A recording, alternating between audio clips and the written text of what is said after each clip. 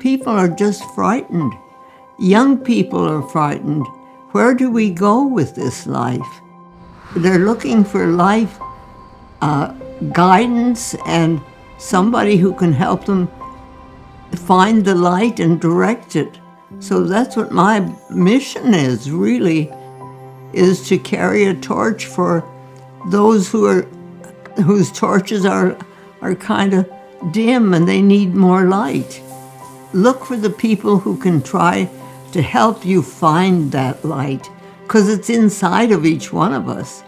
You know, it's that very life force that makes life worthwhile. And love is the motivating factor. When you start looking for your purpose and you find it, you know it. It's that kind of an inner knowing. When something makes you think, yes, when you can affirm that inner, it's sort of like a gong, you know, it rings, and you, oh, yes, I get that. Look for it. If you find it, then follow it. It's your message for your soul to tell to the world, and the world needs it.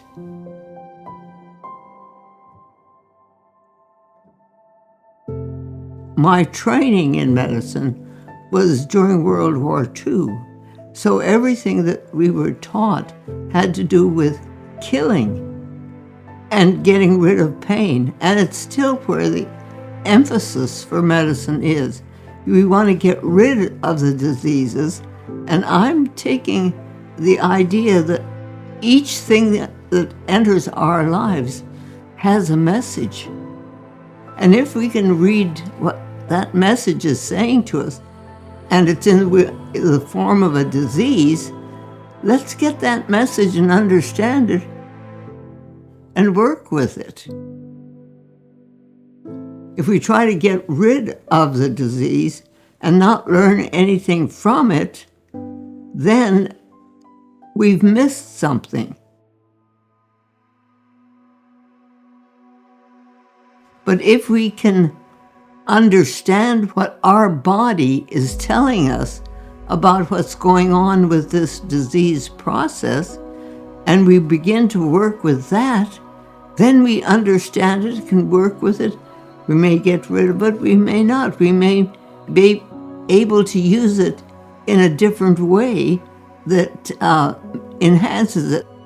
Within each one of us is that healing power. We have within us the physician within me is the physician with me, and it's not anybody else's physician. But this physician can talk to the physician within you, and we can be colleagues. And in the process of doing that, we learn things.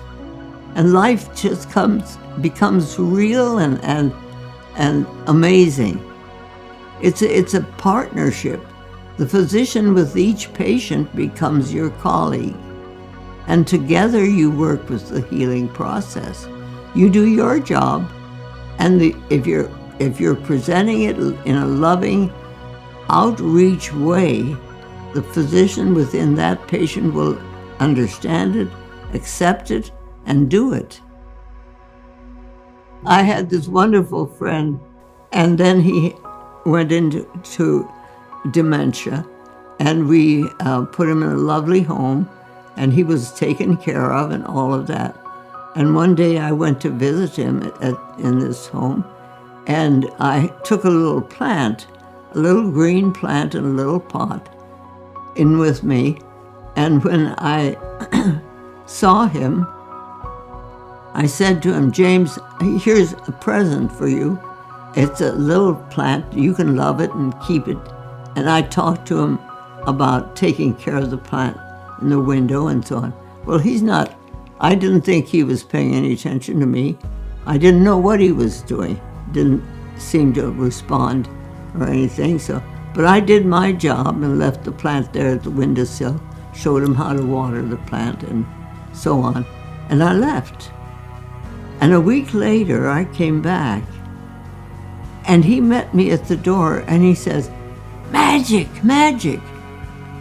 I was startled, and I said, "What?" He says, "Look, box."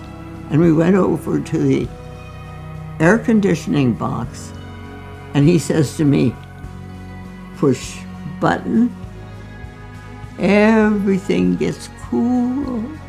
Plant loves cool." He says, "Push button, everything gets hot. Plant doesn't like hot." And I thought, wow, that little green plant was able to communicate with him in a loving way because it's alive. And because he was loving that plant, that connection brought something out that I had not been able to hear from him for a long time. It was that kind of a amazing lesson for me to realize that as long as he was able to understand that that plant needed his love and care, he was worthwhile for something. And he was still on this earth for a good reason. I mean, it was a huge lesson to me, a real wake-up for me. We all have our dark places, but the thing that really broke me apart was Bill and I had been married for 46 years. We'd created the American Holistic Medical Association. We'd written books together. We'd raised 6 children together. I thought life was the way it was supposed to be. And then one day, he asked me for a divorce. I couldn't believe it. I couldn't understand it. I didn't know what he was saying. And he repeated it, and he wrote it out and showed me the papers. I was just shattered. I was torn apart. And I remember the moment when it hit me so hard.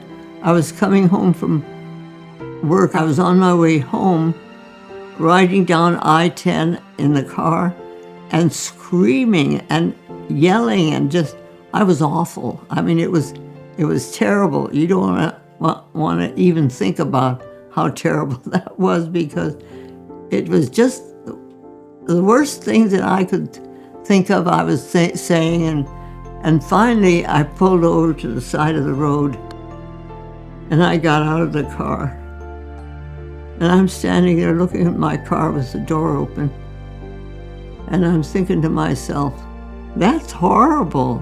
What you were doing in the car is just terrible. And I thought, am I going to spend the rest of my life like this? This is what it's done to me, and this is who I am? And so I'm carrying on this discussion with myself. And the wonderful quote came down into my head. This is the day the Lord has made. Let us rejoice and be glad in it. There was my name, right there. I was to be glad. I got back in the car, went to my home, which was empty except for my dog. So I explained the whole situation to my dog and told him that I was going to go the next day and change my license plate. And my license plate from that day on read, "Be glad." Because every time I went out to my car, I had to see that. And everybody that ever got in line with me in the traffic in Phoenix for the next 60 years saw that, "Be glad." So it was something that I was affirming to myself, yes, but to the world around me. This is the day the Lord has made. Let us rejoice and be glad in it. So it took the whole ugly, nasty, dark, horrible place and just put it out. It wasn't important anymore. The car door was open, windows were, I was finished with that. But what I could do was to take a deep breath and be glad. It sounds simple, but it's profound enough that within about a couple of months, I was able to write a letter to my then ex-husband and thank him for giving me my freedom, because now it was no longer Bill and Gladys, which is what it always had been. Now it was Gladys. And I was on my own with my freedom to do the things that I needed to do. And his asking for the divorce literally didn't just allow me to do it, literally booted me out of my car and sent me flying, so I had to find it, But there it was. I have a dear friend who she's in her late 90s, and she said to me the other day, I wake up in the morning and I say, oh, not another day. And I felt so sad for her. Each day is a day to do whatever and see what happens, because the sun will always come up and the moon will always come up. The light is always there. So if we become part of that light, we'll be present for people, for ourselves. And life goes on.